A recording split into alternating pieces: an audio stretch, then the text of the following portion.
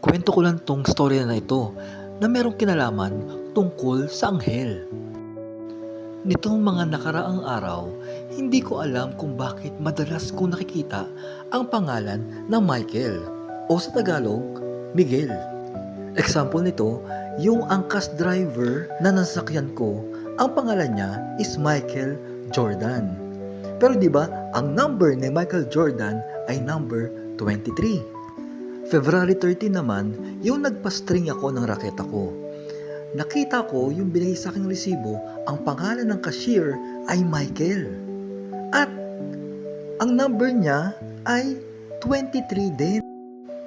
At marami pang ibang Michael ang mga napapansin ko. Yung nasa loob pa ako ng seminaryo, usually, meron kaming daily journal. So ngayon, ginagawa ko ulit yun. Araw-araw, yung mga nangyayari sa akin is gino-journal ko. February 14, naglagay ako ng note doon sa cellphone. Kasi baka makalimot ako. That same night, nagdasal ako ng prayer to Saint Michael, the Archangel. Saint Michael, the Archangel, defend us in battle. Kinabukasan, February 15, laking gulat ko na nag-message ang tatay ko. At ang sabi niya ay nandun daw siya sa chapel ng San Miguel. Yung kinahaponan naman, mag-badminton ako noon. Habang naglalakad ako ay nagsimula ng umambon. Sakto naman, yung umambon ay naisipan kong sumilong.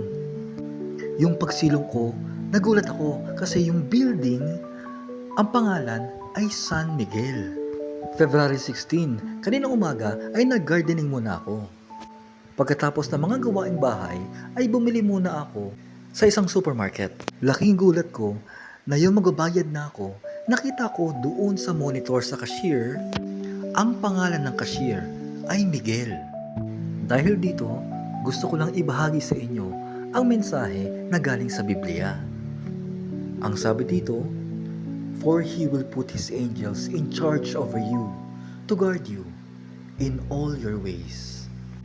Kaya kung kailangan natin ng protection, kung kailangan natin ng guidance, magdasal lang tayo kay God. In Jesus' name, God will command His angels to protect you.